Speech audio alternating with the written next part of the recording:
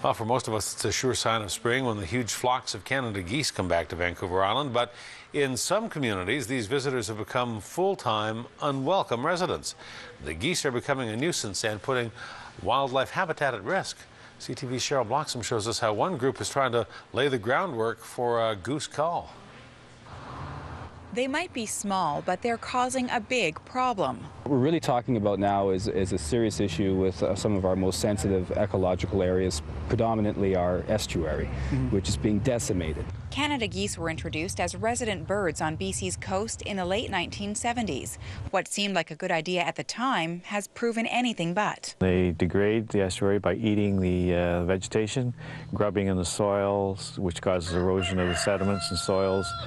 And formerly vegetated areas are now turning into gravel and silt and sand. The estuaries in Nanaimo and Oceanside are critical habitat for many species, which wildlife biologists say are losing their food sources. And the geese leave droppings on children's playing fields and parks, even eating crop meant for cattle. A half a dozen geese, 5 geese, will consume as much grass in a day as a cow. A number of groups want dramatic measures to be taken against the feathered foes. If it revolves around a kill permit if necessary, then that's something that we have to have the ability to look at seriously. There have been other measures over the years. Get up! You might remember Sprite, the goose-chasing dog employed to patrol Nanaimo's fields and parks. And COLIN Springfield takes out a permit every year that allows him to hunt or scare the geese. Just moving them somewhere else, transplanting them, just moves the problem to somewhere else.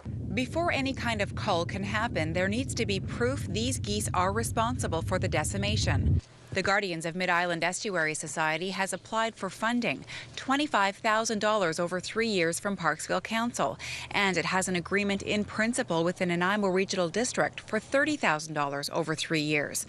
Money that would allow for increased research into the problem in preparation for a possible cull, which it knows doesn't sit well with some.